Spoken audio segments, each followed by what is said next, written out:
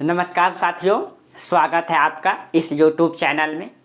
दोस्तों, पिछले क्लास में हम लोग एक ऐसे महान व्यक्तित्व के बारे में चर्चा कर रहे थे जिन्होंने अपने कर्मों से, जिन्होंने अपने गुणों से, जिन्होंने अपने विचारों से पूरी दुनिया को प्रभावित किया है और आज भी प्रभावित कर रहे हैं। आज भी पूरी दुनिया के वैज्ञानिक रहे, चाहे दार्शनिक रहे, चाहे कोई भी विचारधारक रहे, उनके विचारों को जानने में आज भी लगे हुए हैं। तो पिछले क्लास में हम लोग चर्चा किए थे दोस्तों महात्मा गांधी के बारे में, राष्ट्रपिता के बारे में, कि किस प्रकार से महात्मा गांधी जो है कैसी राज्य की संकल्पना चाहते थे, उनके विचारों को देखे थे, कुछ फैक्ट भी देखे थे।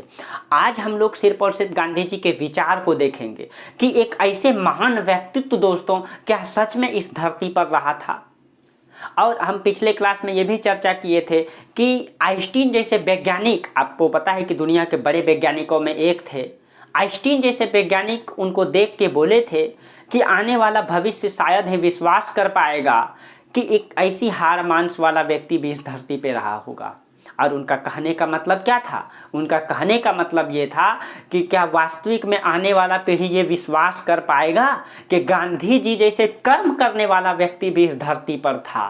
क्योंकि आपको पता है दोस्तों, आज का समाज कैसे परिवर्तित हो रहा है, विचारधारा लुप्त होते जा रहा है, नैतिकता, समाज में नैतिकता नाम की कोई चीज़ ही नहीं रह गई है। तो आने वाला पीढ़ी कैसे विश्वास करेगा कि गांधी जी जैसे एक नैतिक विचार, उनका ऐसा विचार वाला व्यक्ति भी धरती पर रहा होगा। ये कहना था आइंस्टीन का, ठीक है। और आपको पता है दोस्तों, कहते हैं ना कि गांधी तो मर गए लेकिन गांधीवाद आज भी जिंदा है।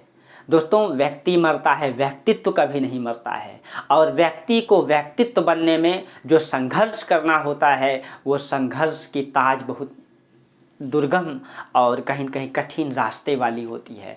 और आपको पता है कि गांधी जी के जीवन में कितनी समस्याएं आई, लेकिन फिर भी वो कभी पीछे नहीं हटे। बार बार असफलता मिली, बार बार असफलता मिली, लेकिन कभी भी वो पीछे नहीं हटे। कहते हैं ना, गांधी जी भी दृढ़ संकल्प वाले व्यक्ति थे, कभी पीछे हटने वाले में से नहीं थे, पीठ दिखाने वाले में से गांधी जी नहीं थे। और कभी भी अंग्रेजों के सामने घुटने नहीं टेके, क्योंकि उनको अपने विचारों पे भरोसा था, विश्वास था कि हम एक दिन इसी रास्ते से जीत के दिखाएंगे। और कहीं न कहीं जीत के दिखाए।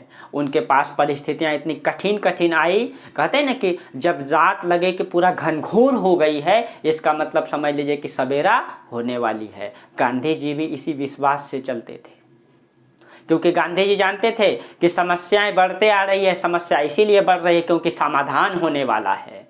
इसीलिए दोस्तों, आपके जीवन में भी कई सारे समस्याएं आएंगे। हम आप तो 4 साल 5 साल मेहनत करते हैं। गांधी जी सोचिए 1888 से लेकर 1942 ईस्वी तक, 1947 तक आज़ादी तक लड़ते रहे। आप जोड़ के देखिए कितना साल हुआ।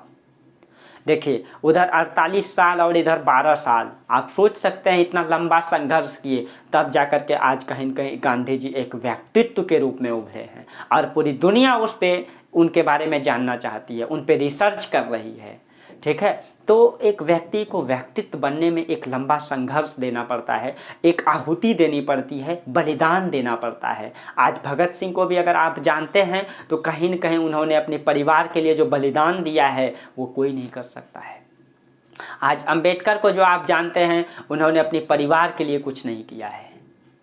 आपको पता है, हम पढ़ाए भी हैं और आगे अच्छे से भी पढ़ाएंगे। आप भगत सिंह के बारे में पढ़ें, चाहे गांधी जी के बारे में पढ़ें। दोस्तों, हम पिछले क्लास में बोले थे कि गांधी जी ने जो संघर्ष किया है, उनसे हम लोगों को सीखने के लिए मिल सकता है। आपको पता है कि 1888 में वो इंग्लैंड गए पढ़ने के लिए, और पढ़ाई करके 1891 में जब वो आए तो अच्छा वकील बन के आए थे इंग्लैंड से पढ़ के। अब वो सोचे कि हम अपने परिवार के साथ रहेंगे, कमाई करेंगे और जो कर्ज है उसको तोड़ेंगे। लेकिन उनको वकालत मिला कहाँ का? अफ्रीका का। और अफ्रीका जाके उनका रास्ता ही बदल गया। कहते हैं ना, कभी कभी दुर्भाग्य भी सौभाग्य में बदल जाता है। गांधी जी के साथ वही हुआ। वो बेचारा वहाँ गए थे कमाने के लिए, लेकिन वहाँ कमाने के चक्कर में देखे कि वहाँ अंग्रेज जो है वहाँ के लोगों से दुर्व्यवहार कर रहा है। तो वहाँ जो है वो उनके जो समस्याओं को समाधान करने में लग गए और वहाँ भी उनको सफलता मिली।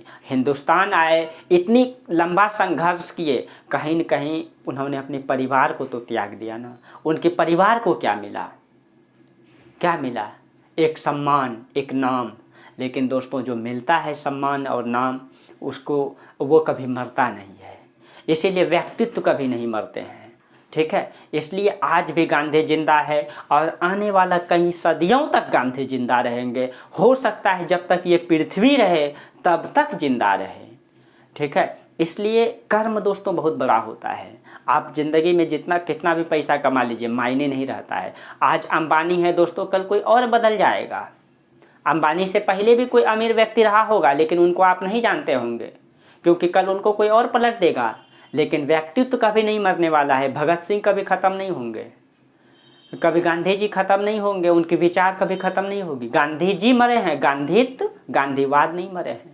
भगत सिंह मरे हैं, भगत सिंह का विचार नहीं मरे हैं। तो ये होता है, ये अंतर होता है। आप ज़िंदगी में एक ही चीज़ें कमा सकते हैं। गांधी जी पैसा तो नहीं कमाए, लेकिन उन्होंने जो कमाया है शायद कोई नहीं कमा सकता है। चलिए, तो आज हम लोग गांधी जी के दर्शन के बारे में चर्चा करेंगे। इसलिए दोस्तों इन लोगों से कुछ सीखना चाहिए अपने जीवन में, ठीक है। और जो आज जो हमारे समाज के नैतिकता के बारे में आप समझ ही रहे हैं कि आज नैतिकता नाम का कोई समाज में विचार ही नहीं रह गया है कि नैतिक भी विचारधारा भी कुछ होती है। इसलिए आइंस्टीन बोले थे कि शायद ही विश्वास कर पाए कि ऐसे व्यक्ति भी रहे हैं अपने देश में। ऐसे लाल बहादुर शास्त्री जैसे प्रधानमंत्री रहे हैं अपने देश में, जिनके पास एक कार खरीदने के लिए पैसा ना हो और देश का वो प्रधानमंत्री हो। इतने सर्वसाधारण व्यक्ति भी अपने देश का प्रधानमंत्री रहे हैं। वो विश्वास नहीं करेंगे इतिहास पढ़ के, ठीक है। चलिए, तो पिछले क्लास में हम लोग गांधी जी के स्वराज्य के बारे में पढ़े थे, ठीक है। और गांधी जी के आज हम लोग गांधी जी के थोड़ा सा सत्याग्रह के बारे में देखते हैं, ठीक है। गांधी जी का सत्याग्रह, गांधी जी का सत्याग्रह क्या है, सत्याग्रह क्या है। पिछले क्लास में हम लोग देखे थे गांधी जी का राजस्व देखे थे न, मतलब राज्य का सिस्टम कैसा होना चाहिए, राज्य कैसी होनी चाहिए, उसके बारे में हम लोग देखे थे। गांधी जी बोले थे कि जो राज्य होता है, राज्य एक संरचना है, एक सिस्टम है। और उस राज्य में अगर किसी व्यक्ति का जन्म होता है, वो प्राकृतिक रूप से स्वतंत्र जन्म होता है, इसीलिए उनको सारे प्रकृति का सारा अधिकार होना चाहिए, ठीक है। तो और उसी प्रकार एक वैज्ञानिक हैं, एक मतलब दार्शनिक हैं, उनका नाम है थोरो। थोरो ने कहा है कि सबसे अच्छा सरकार वो होती है जो सबसे कम शासन करती है, ठीक है। तो इसी में राजस्व सिद्धांत में, गांधी जी के राजस्व सिद्धांत में एक विचारधारा है। थोरो एक दार्शनिक हैं, इन्होंने कहा है, ये एक दार्शनिक हैं और इसने कहा है कि जो सबसे अच्छा सरकार होती है, सबसे अच्छा सरकार वो होती है जो सबसे कम शासन करते हैं। वो होती जो सबसे कम शासन करते हैं, कम शासन करते हैं। क्योंकि जब वो अधिक शासन करेंगे तो उसमें लालच उत्पन्न हो जाएगा और राज्य का सिद्धांत जो है, जो सिस्टम है, वो करप्ट हो जाएगा। इसीलिए वो ऐसा कहते हैं और गांधी जी इन्हीं सिद्धांत को मानते हैं। गांधी जी इसका सपोर्ट करते हैं, इसी सिद्धांत को मानते हैं। गांधी जी का भी यही मानना है, ठीक है। इसलिए गांधी जी कहते थे कि कम से कम शासन होनी चाहिए। पहले तो वो राज्य के सिद्धांत को स्वीकार ही नहीं करते थे, ठीक है। और चलिए, गांधी जी का सत्याग्रह क्या था, तो पिछले क्लास में हम चर्चा भी किए थे कि गांधी जी का जो सत्याग्रह वो सत्य के लिए किया गया आग्रह। लेकिन गांधी जी का क्या कहना था, गांधी जी का कहना था कि अहिंसा के माध्यम से, गांधी जी का कहना था सत्याग्रह क्या है, तो गांधी जी का कहना था कि असत्य पर आधारित, अहिंसा के माध्यम से असत्य पर आधारित जो बुराई है उसका विरोध करना ही क्या है, सत्याग्रह है। जो असत्य है समाज में, जो बुराई फैल गई है, जो हिंसा के माध्यम से काम चल रहा है, उसको समाप्त करना, उसका विरोध करना। वही चीज़ें अंग्रेज किया था अपने देश में, झूठ बोल के कि हम आपके देश को स्वशासित करने आए हैं न, सुसज्जित करने आए हैं, आपके देश को व्यवस्थित करने आए हैं। आपके देश के लोगों को मतलब मानसिक विकास नहीं है, सपेड़ों का देश है, ऋषि मुनियों का देश है, संतों का देश है, मदारियों का देश है। इसलिए हम आए हैं आपके देश को सुधारने के लिए। गांधी जी बोले नहीं, आप झूठ बोल के हमारे देश का लोगों का शोषण कर रहे हैं आप, ठीक है। इसीलिए आपकी मतलब बुराई जो आपका विरोध है वो होना चाहिए, ठीक है। तो यहाँ पे वो उन्होंने कहा था। और आपको पता है कि सबसे पहले गांधी जी ने दक्षिण अफ्रीका में 1906 में सत्याग्रह का प्रयोग किया था। ये ध्यान में रखिएगा, कभी कभी फैक्ट में पूछ देता है। 1906 में सबसे पहली बार उन्होंने दक्षिण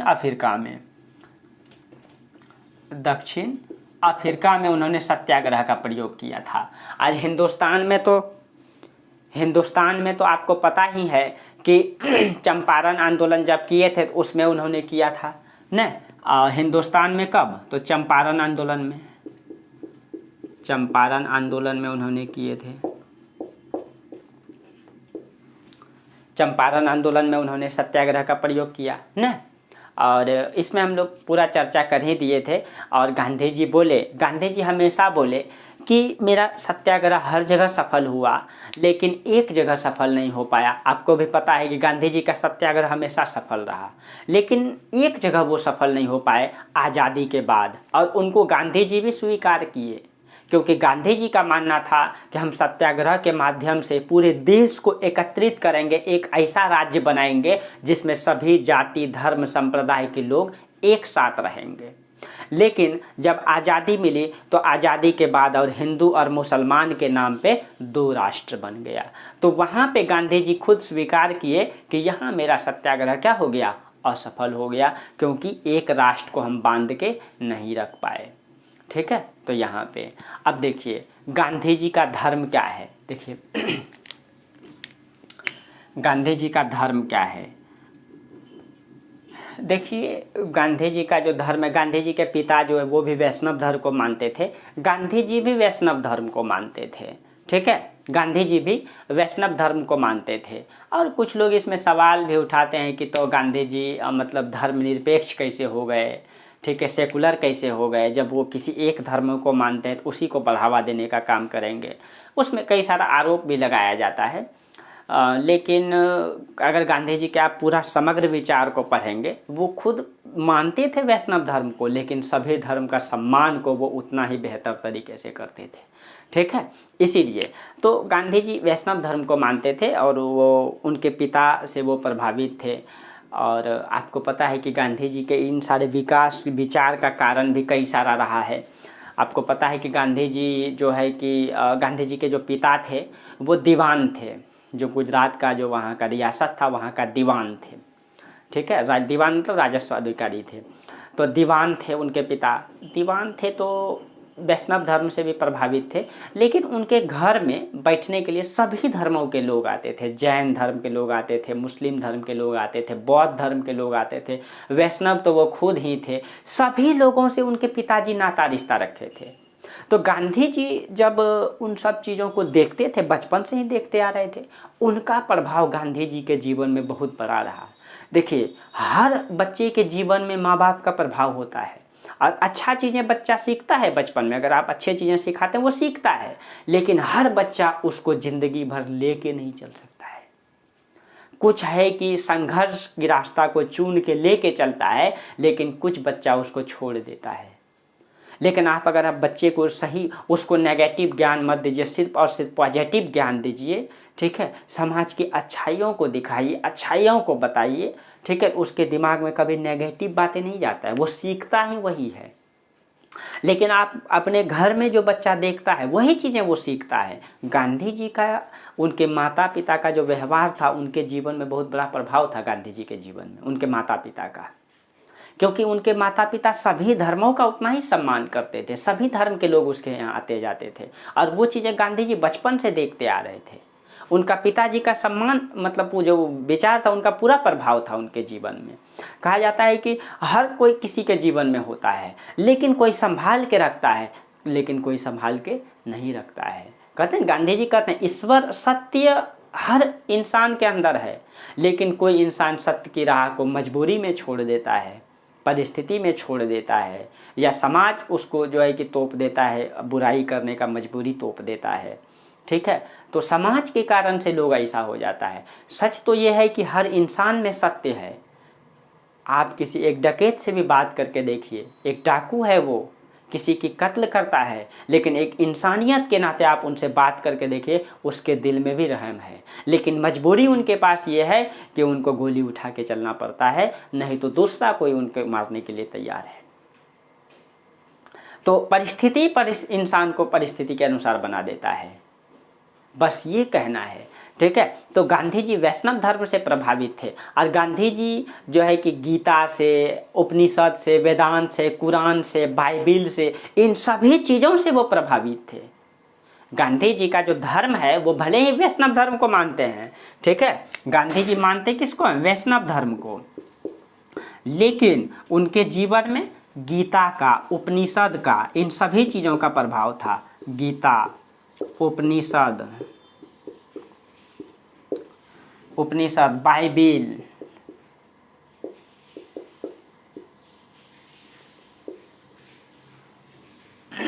वेदांत, ये सब उनके जीवन में प्रभाव डाले थे।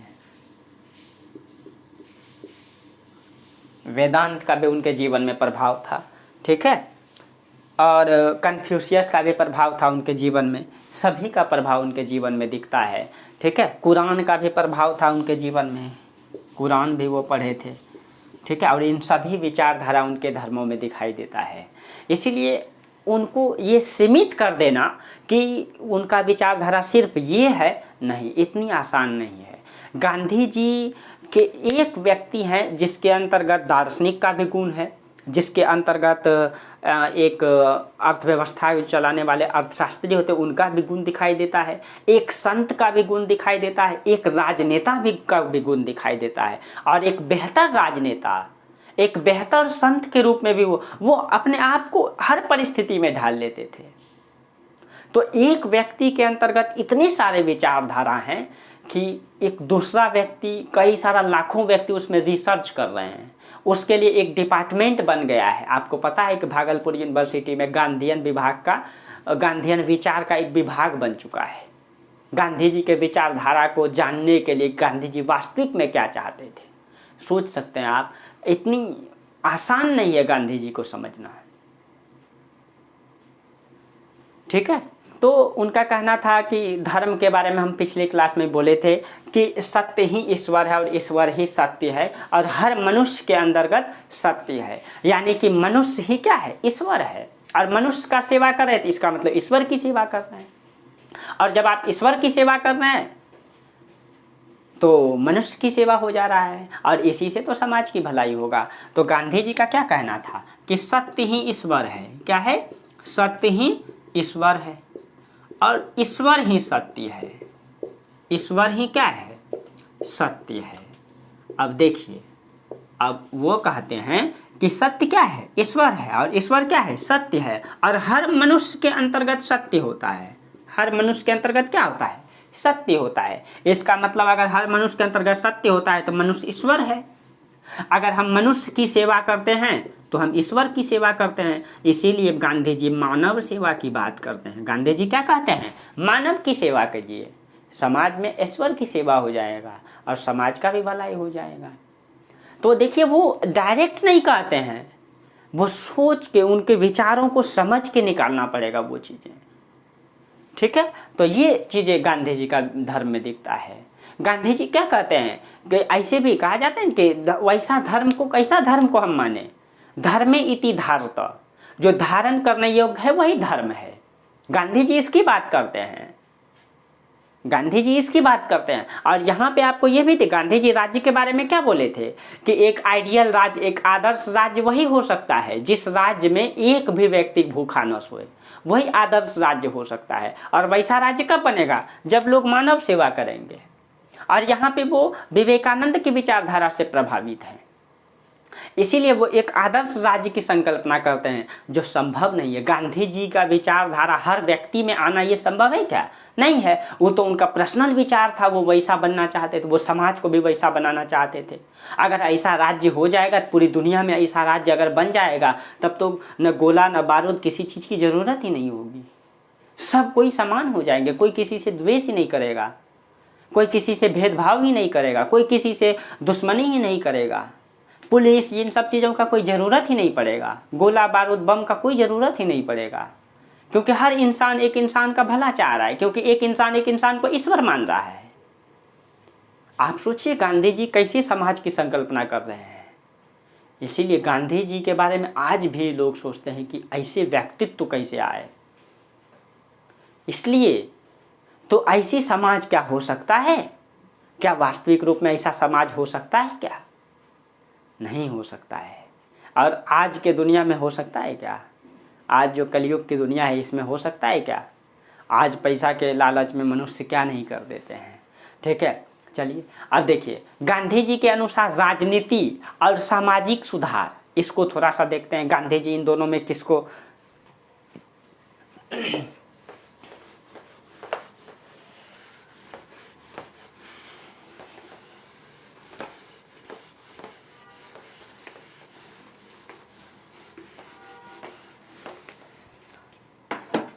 देखिए गांधी जी के नज़र में जो है राजनीति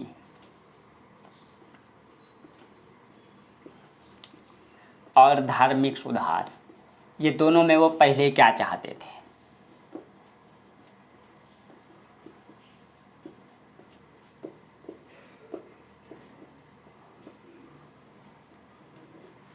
गांधी जी राजनीति और धार्मिक सुधार दोनों में क्या चाहते थे?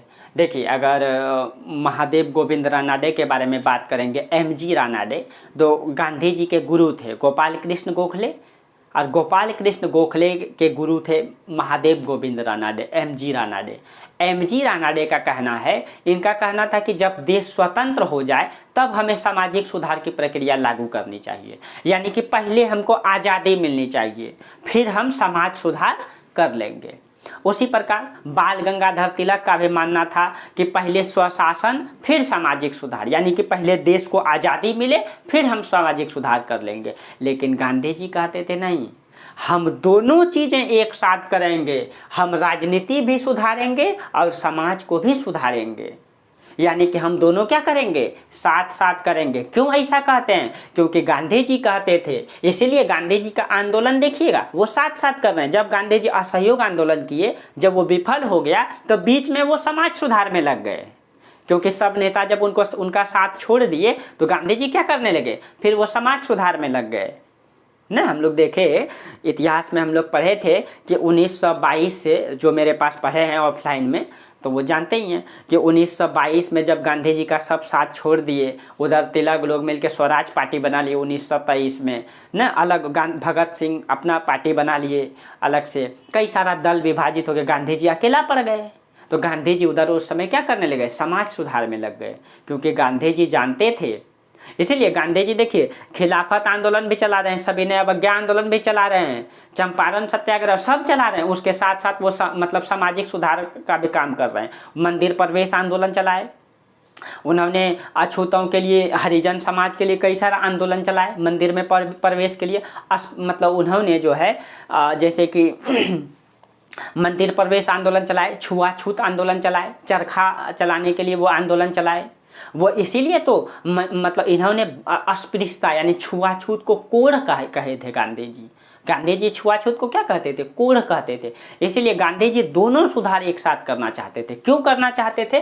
क्योंकि जैसे अन्य नेताओं का मानना था कि पहले मेरा राज्य स्वतंत्र हो जाए, और राज्य अगर स्वतंत्र हो जाएगा तो फिर हम समाज सुधार कर लेंगे। लेकिन गांधी जी कहते थे नहीं, अगर हम राज्य को स्वतंत्र कर लेंगे, जो राज्य का जो उच्च वर्ग है, जो राज्य का उच्च वर्ग है, वो सत्ता पे मतलब कि हस्तांतरण अपने हाथों में कर लेगा, पावर अपने हाथों में रख लेगा, और निचले तबके का लोग क्या हो जाएंगे? नीचे ही रह जाएंगे।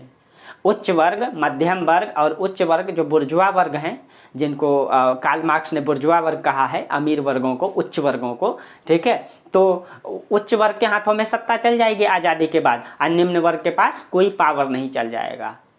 इसी को सेपरेशन ऑफ पावर कहते हैं, कोई पावर ही नहीं रह जाएगा। इसीलिए दोनों साथ साथ होनी चाहिए, ठीक है। फिर आप कहिएगा कि भीमराव अंबेडकर और गांधी जी में तब क्या विवाद था? देखिए उसका विवाद को हम लोग अलग से चर्चा करेंगे, वो सब अलग अलग कभी कभी जब टाइम मिलेगा संडे को, तो ये सब टॉपिक में हम चर्चा करते रहेंगे, ठीक है। गांधी जी के विचार, भगत सिंह का विचार, गांधी जी भीमराव अंबेडकर का विचार, गांधी जी सुभाष चंद्र बोस का विचार, गांधी जी लाल बहादुर शास्त्री का विचार, पंडित नेहरू का विचार, सब के बारे में अलग से, भगत सिंह का विचार, सब के बारे में अलग अलग से हम लोग चर्चा करेंगे जब जब एक्स्ट्रा टाइम मिलेगा तो, ठीक है।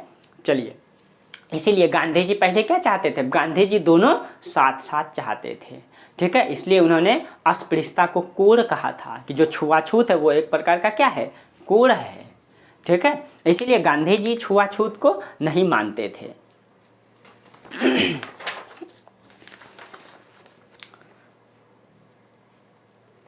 देखिए, और गांधी जी के अनुसार शिक्षा क्या है, ठीक है। तो गांधी जी के अनुसार शिक्षा क्या है?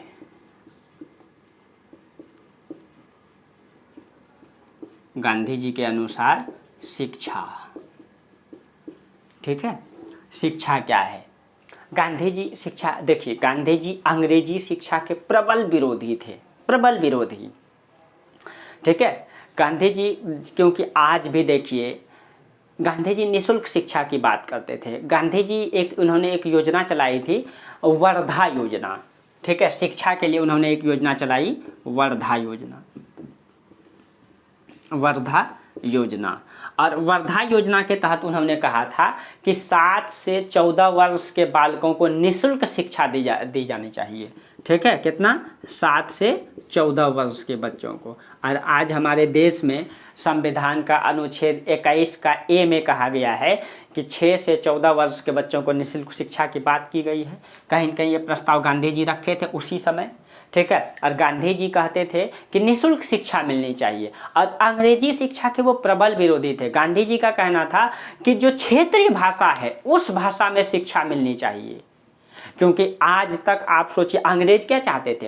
अंग्रेज चाहते थे कि हमारी भाषा में शिक्षा आए, और हमारी भाषा में जब वो शिक्षा आएगा, अंग्रेजी भाषा में शिक्षा आएगा, तो ये लोग सिर्फ और सिर्फ अंग्रेजी को रटते रटते रह जाएंगे, कुछ समझेंगे नहीं, सिर्फ और सिर्फ हमारी भाषा समझेंगे, और हमारी भाषा समझेंगे तो हम इनसे बेहतर प्रशासन काम करवा पाएंगे, अधिक से अधिक शोषण कर पाएंगे, ताकि वो मेरा भाषा समझे, हम उससे अधिक काम ले पाएँ, सब दिन रटते रह जाए। इसीलिए अंग्रेज अंग्रेजी शिक्षा की बात करते थे हिंदुस्तान में, वो सब नहीं बनाना चाहते थे। और आज भी देख लीजिए, आज भी हमारा देश का कितना % लोग अंग्रेजी बोलते हैं? कितना %? शायद 8 या 9% लोग अंग्रेजी बोलते हैं, अब वो भी तोड़ फोड़ के। लेकिन उनका जो वास्तविक भाषा है, जो मातृभाषा है, वो उसमें पढ़ने में कंफर्टेबल है। अगर आप ही को बोल दिया जाए कि नहीं आप हिंदी छोड़ के कन्नड़ में पढ़ाई कीजिए, तो आपको कैसा महसूस होगा? सोच सकते हैं। कन्नड़ वाले को बोल दिया जाए हिंदी में पढ़िए, तो उसको 2-3 पीढ़ी तो सुधारने में भाषा लग जाएगा। इसीलिए गांधी जी कहते थे नहीं, क्षेत्रीय भाषा में शिक्षा होनी चाहिए, और उनसे उनको दिल से गहराई में शिक्षा प्राप्त होगी। क्यों? क्योंकि एक बच्चा जन्म लेता है, क्या उनको भाषा सिखानी पड़ती है क्या? वो अपने आप खुद अपने भाषा बोलने लगती है। लेकिन जब आप बड़े हो जाते हैं, इंग्लिश सीखना पड़ता है। क्यों? क्योंकि वो हमारी भाषा नहीं है। और इसमें बहुत बड़ा फर्क हो जा रहा है। आज हिंदी मीडियम इंग्लिश मीडियम का इतना बड़ा फर्क क्यों है? यही कारण से है, ठीक है। इसीलिए सरकार आज देखिए मेडिकल शिक्षा में हिंदी भाषा को बढ़ावा दे रही है। अब मध्य प्रदेश में इसको एक योजना के तहत लागू किया गया कि अब जो मेडिकल की पढ़ाई होगी वो हिंदी भाषा में होगी, उनका जो किताब होगा वो हिंदी भाषा में उपलब्ध होगा, जो पहले इंग्लिश में था। सिर्फ मेडिकल का जितना भी बुक है वो सब इंग्लिश में है। जितना भी कंटेंट आता है मेडिकल का, इंजीनियरिंग का कोर्स, यूपीएससी का बहुत सारा अखबार, जितना भी चीज़ें हैं, बुक्स वगैरह, अधिकतर अंग्रेजी में उपलब्ध होता है, हिंदी में नहीं होता है। इसके कारण से कहीं न कहीं आज भी हम अंग्रेजों से प्रभावित हैं कि नहीं है? अंग्रेज तो चल गए, लेकिन अंग्रेजियत छोड़ के चल गए, और आज भी हम लोग मानसिक रूप से गुलाम हैं। ये चीज़ों को गांधी जी ऐसी शिक्षा की बात नहीं करते थे। गांधी जी कहते थे कि शिक्षा का मूल उद्देश्य है शिक्षा खुद को पहचानने की एक कला। शिक्षा आपको अपने आप से रूबरू कराती है कि आप क्या हैं, आप क्या हैं। ये बात गांधी जी भी नहीं जानते थे कि हम इतने बड़े महान व्यक्तित्व बन सकते हैं। लेकिन शिक्षा जैसे जैसे आप ग्रहण कीजिएगा, आपका व्यक्तित्व का विकास होता चला जाएगा, आपका मानसिक विकास होता चला जाएगा, और अपने आप को आप समझते जाएंगे नहीं, मेरे अंदर ये चीज़ें करने की एक कला है। कला को आप नहीं समझ सकते हैं, कला को शिक्षा समझा सकती है आपको। इसीलिए गांधी जी बोले थे कि शिक्षा अपने आप को पहचानने की एक कला है। ठीक है, अब देखिए गांधी जी के अनुसार अहिंसा क्या है। ठीक है, अब देखिए गांधी जी के अनुसार अहिंसा क्या, आप लोग पूरा लिखिएगा अहिंसा क्या है। देखिए गांधी जी यहाँ पे दो प्रकार के अहिंसा की बात करते हैं, एक नकारात्मक अहिंसा और एक सकारात्मक अहिंसा। देखिए गांधी जी कहते थे किसी जीव को मार देना हिंसा होता है, किसी जीव को नहीं मारे तो अहिंसा होता है। गांधी जी के अनुसार ये अहिंसा की बात नहीं करते थे वो, गांधी जी अहिंसा को आत्मा की आवाज कहते थे। गांधी जी जो है अहिंसा को आत्मा की आवाज कहते थे कि अहिंसा एक व्यापक नैतिक दृष्टि है। व्यापक मतलब बड़ा, नैतिक दृष्टि है वो। ठीक है, और नैतिक दृष्टि का मतलब गांधी जी इसे आत्मा की आवाज कहते थे। उनका कहना था कि ये आगे कहते हैं कि अहिंसा सकारात्मक और नकारात्मक होते हैं। गांधी जी कहते थे कि अहिंसा सिर्फ और सिर्फ जीवों की हत्या नहीं करना ही अहिंसा नहीं है, अहिंसा तो आत्मा की आवाज है। और अहिंसा सकारात्मक और नकारात्मक दोनों हो सकती है। अब इसका सकारात्मक और नकारात्मक का मतलब क्या होता है, देखिए गांधी जी कहते हैं नकारात्मक। गांधी जी क्या कहते हैं, मान लीजिए नकारात्मक अहिंसा क्या है, मान लीजिए कि आपसे किसी व्यक्ति से विवाद हो गया, झगड़ा हो गया, और आपके उनके पास 100 बाहुबल है और आपके पास 50 है। अब आपके पास बाहुबल नहीं है, इसीलिए आप अहिंसक हो गए। नहीं भाई हम मारपीट नहीं चाहते, हाथ जोड़ लिए। वहां पे आप अहिंसक नहीं हैं, वहां पे आप कायर हैं। कायर को गांधी जी कहते थे कि अगर आपके सामने मजबूरी हो कि कायरपन दिखाने का, तो कायर से अच्छा है कि आप हिंसक हो जाएं। तो कायर से बेहतर है हिंसक हो जाइए आप। यही चीज़ों को तो गांधी जी असहयोग भारत छोड़ो आंदोलन में लागू किए थे। गांधी जी से किसी ने पूछा कि गांधी जी अगर परिस्थिति ये आ जाए कि भागना पड़े तो हम क्या करें, और आप जो करो या मरो का नारा दिए हैं, करो या मरो का मतलब क्या होता है, करेंगे या तो मारेंगे या तो मर जाएंगे। बोला देखो ऐसा नहीं है। गांधी जी ने कहा कि अगर तुमको लगे कि पीठ दिखा के भागना चाहिए तो उस समय पीठ मत दिखाना, उस समय कायरता से अच्छा है कि तुम क्या करो, उस पर वार करो। क्योंकि कायर बेहतर नहीं होता है, कायर से ज़्यादा बेहतर उस पर डट करके लड़ना होता है। तो यहाँ पे वो चीज़ों की उन्होंने बात कही थी। तो यहाँ पे गांधी जी भी दो चीज़ों की मतलब कि अहिंसा की बात करते हैं। एक तो दिल से, अब दिल से सकारात्मक अहिंसा क्या होता है, सकारात्मक अहिंसा का मतलब आप ताकतवर हैं, आपके पास 100 बाहुबल है, सामने वाला के पास कमज़ोर है, बहुत कमज़ोर है, वो कुछ नहीं कर सकता है आपका, लेकिन फिर भी आप जाके उनसे हाथ जोड़ के कहते हैं नहीं देखिए समाज है, चलने दीजिए। और किसका मारपीट से भलाई होता है, आज तक न किसी का हुआ है, न हो रहा है और न कभी होगा। तो वो वास्तविक दिल से अहिंसा है, क्योंकि वो ताकतवर हो करके भी क्या कर रहे हैं, हाथ झुका रहे हैं। तो वो दिल से, वो आत्मा की आवाज़ है जो सबके अंदर नहीं हो सकती है। इतनी धैर्य, इतनी ताकत सबके अंदर नहीं हो सकती है। और गांधी जी इसी अहिंसा की बात करते थे। हाँ, लेकिन जब कायरता और अहिंसा को स्वीकार करना पड़े तो उस समय आप हिंसा को स्वीकार कीजिए, कायरता को नहीं। गांधी जी के पास ताकत था। कुछ अंग्रेज थे, कुछ लाख अंग्रेज थे जो हिंदुस्तान में शासन कर रहे थे, और गांधी जी जब एक आंदोलन चलाते थे पूरा हिंदुस्तान थड़िया लुटा लेके सड़क पे आ जाता था। महिला बच्चा, बाले बच्चा सड़क पे उतर के गांधी जी जिंदाबाद जिंदाबाद का नारा लगाते थे। और गांधी जी एक बार बोल देते कि सारा पुलिस थाने को खत्म कर दो, तो एक इशारे पे अंग्रेजों को जिंदा जला दिया जाता। एक भी अंग्रेज घूम के हिंदुस्तान से नहीं जाता। लेकिन गांधी जी के पास ताकत होने के बावजूद उनको ज़िंदगी भर समझाते रहे कि देखिए आप ठीक नहीं कर रहे हैं, आपका ये विचार ठीक नहीं है। ताकतवर होने के बावजूद भी झुक करके चले, ये है अहिंसा। तो इस अहिंसा के बारे में गांधी जी बात करते हैं। ठीक है, इस अहिंसा के बारे में, सकारात्मक अहिंसा के बारे में। गांधी जी का आर्थिक सिद्धांत भी हम लोग चर्चा किए थे कि गांधी जी का जो आर्थिक सिद्धांत क्या है। आप लोग एक एक करके नीचे करके लिखते चलिएगा। ठीक है, हम जिधर तिधर लिख दे रहे हैं, आप लोग ठीक से लिखिएगा। आर्थिक सिद्धांत तो आपको बोले थे कि दादा भाई नौरोजी जिसने मुद्रा का धन बहिर्गमन सिद्धांत दिए थे, नौरोजी और आरसी दत्त से वो प्रभावित थे इसमें न।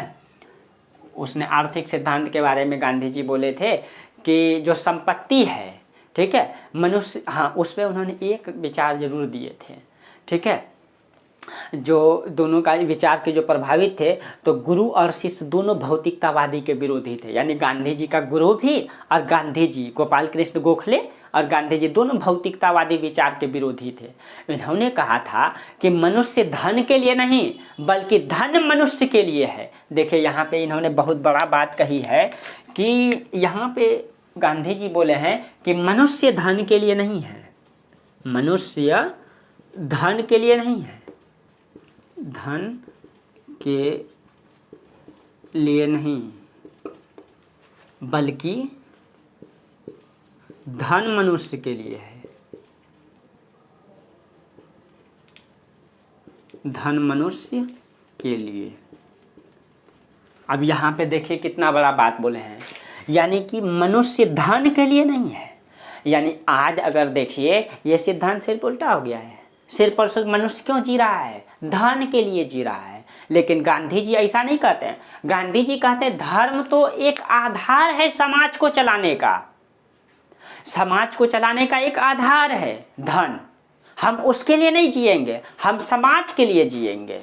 अगर किसी के पास 10 रुपया ज़्यादा हो जाता है, किसी के पास 2 रुपया है, उसका पेट नहीं भरता है, किसी के पास 10 रुपया है और उनके पास मान लीजिए 10 रोटी मिलता है, एक परिवार में 10 रोटी की ज़रूरत है, उसके पास 20 रुपया है और रोटी 15 रुपया में ही 10 आ जाएगा। किसी परिवार के पास 10 रुपया ही है और उसको भी 15 रोटी चाहिए लेकिन 5 रुपया कम है, तो वो 5 रुपया दूसरा परिवार उसको मदद कर दे। यानी पैसा किसके लिए है, समाज को चलाने के लिए है।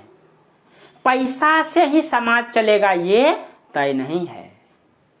यहाँ पे गांधी जी कहीं न कहीं एक प्रकार से उनका सामाजिक विचारधारा दिखता है। तो गांधी जी क्या कहते हैं कि मनुष्य धन के लिए नहीं है, लेकिन आज किसके लिए है, मनुष्य धन के लिए है। आज दुनिया में सबसे बड़ा दुश्मनी किस चीज़ों का है, धन के लिए। आज गला काटने के लिए अपने अपने का ही गला काटने के लिए तैयार रहते हैं, सिर्फ किसके लिए, धन के लिए। मनुष्य किसके लिए जी रहे हैं, धन के लिए। लेकिन सच तो ये है कि ये ऐसे समाज कतई नहीं चलने वाला है। जो समाज का, जो प्रकृति का मूल नियम है, उस पे आपको आना ही पड़ेगा। आप कितना भी विकास कर लें लेकिन प्रकृति उतना ही विकास बर्दाश्त करेगी जितना उनको चाहिए, नहीं तो विध्वंस फिक्स है। ये चीजें तो इसीलिए, लेकिन आज उल्टा हो गया है, मनुष्य धन के लिए हो गया है, ठीक है। तो इसलिए गांधी जी कहते थे कि आर्थिक विकेंद्रीकरण होनी चाहिए। आर्थिक विकेंद्रीकरण का मतलब पैसा उच्च वर्गों से निम्न वर्गों में भी आना चाहिए। उनका कहना था यानी कि जो भी हमारे पास संसाधन है, जो सबसे निचले तबदले तक जाना चाहिए, उनकी पहुंच होनी चाहिए। इसके साथ साथ उन्होंने कहा था कि प्रकृति ने हमें संसाधन दिए हैं और इतने संसाधन दिए हैं कि हम अपने जीवन को बेहतर बना सकते हैं। बहुत संसाधन है प्रकृति का, अब पर्याप्त संसाधन है, हम अच्छे से जीवन चला सकते हैं। और इसीलिए उन्होंने इसके लिए ट्रस्टीशिप का सिद्धांत दिए थे, ठीक है। ट्रस्टीशिप, उन्होंने यहाँ पे एक सिद्धांत दिए थे,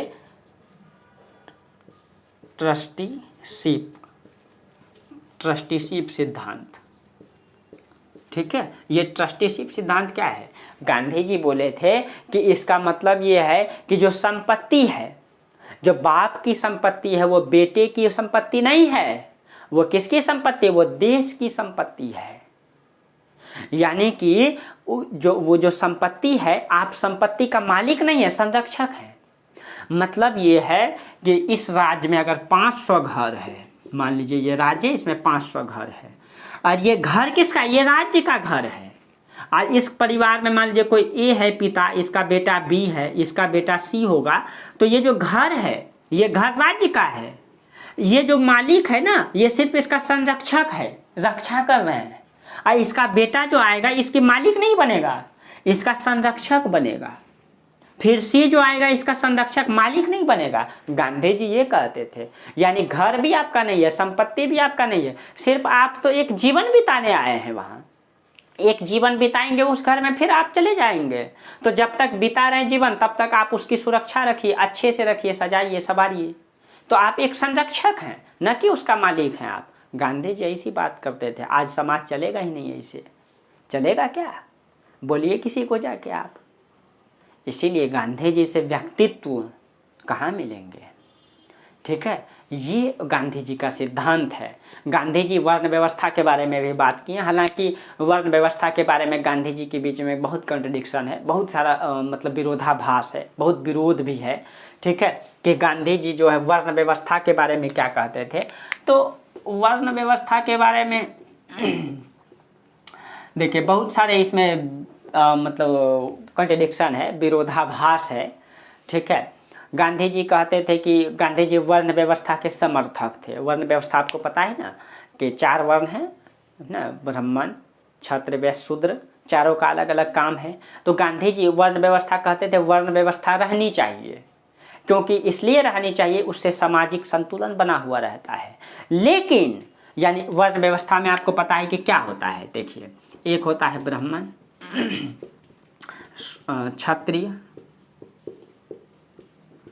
वैश्य और शूद्र। ठीक है, अब ब्राह्मण का काम क्या होता है? शिक्षा देना, शिक्षा लेना, शिक्षा, यज्ञ करना, यज्ञ कराना, 6 काम निर्धारित किए गए हैं। क्षत्रिय का काम राज्य का रक्षा करना, वैश्य का व्यापार करना, शूद्र का इन तीनों का सेवा करना। इन तीनों को द्विज कहा गया है। द्विज, द्विज का सेवा करना शूद्र का काम होगा। तो गांधी जी कहते ये वर्ण व्यवस्था बनी हुई रहनी चाहिए, लेकिन ऐसी वर्ण व्यवस्था नहीं बनी हुई रहनी चाहिए जो पहले का बना हुआ है। यहीं पे थोड़ा सा विरोधाभास है कि गांधी जी वास्तविक में किस वर्ण व्यवस्था की बात करते थे। तो कुछ का कहना है गांधी जी कहते नहीं, सब ये भी पढ़ेंगे, ये भी पढ़ेंगे, ये भी पढ़ेंगे, सब पढ़ेंगे, ये भी पढ़ेंगे। अगर शूद्र अच्छा कर्म करते हैं तो वो भी उच्च पद पे जाएंगे। लेकिन कुछ लोग कहते नहीं, उनका कहना था कि सब पढ़ेंगे लेकिन सब अपना ही काम करेंगे। यानी शूद्र का काम है जूता सिलाई करने, वो जूता ही सिएंगे। लेकिन कुछ लोग कहते नहीं, गांधी जी वास्तविक रूप में कहते थे कि सब अपना काम जरूर करेंगे, लेकिन जो पढ़ेंगे, पढ़ने का सबको अधिकार होगा, और जो पढ़ेंगे वो अच्छा अपनी योग्यता के अनुसार काम पाएंगे, नौकरी पाएंगे। सब पढ़ेंगे सबको, लेकिन वर्ण व्यवस्था रहनी चाहिए, क्योंकि उससे समाज का संतुलन बना हुआ रहता है। ठीक है, इसमें अंबेडकर के बीच में भी अंबेडकर जी उनपे विरोधाभास चलता है कि गांधी जी के बारे में, और उसमें डिबेट का मुद्दा है ये सब। ठीक है, गांधी जी के बारे में तो इस पे बहुत बड़ा विचार है, थॉट है, और बहुत अभी तो गांधी जी के बारे में इतना तो कुछ भी नहीं है, अभी तो बहुत चीज़ें जाननी है। ठीक है, कि गांधी जी के जैसे कि उनका विरोधी विचारक भी रहे हैं। गांधी जी के बारे में जो कुछ विचारक हैं उन्होंने कुछ तथ्य दिए हैं, मैं उनको निकाल के, जैसे कि जो साम्राज्यवादी हैं, जो साम्राज्यवादी जो लेखक हैं, उन्होंने गांधी जी को अवसरवादी नेता मानते हैं।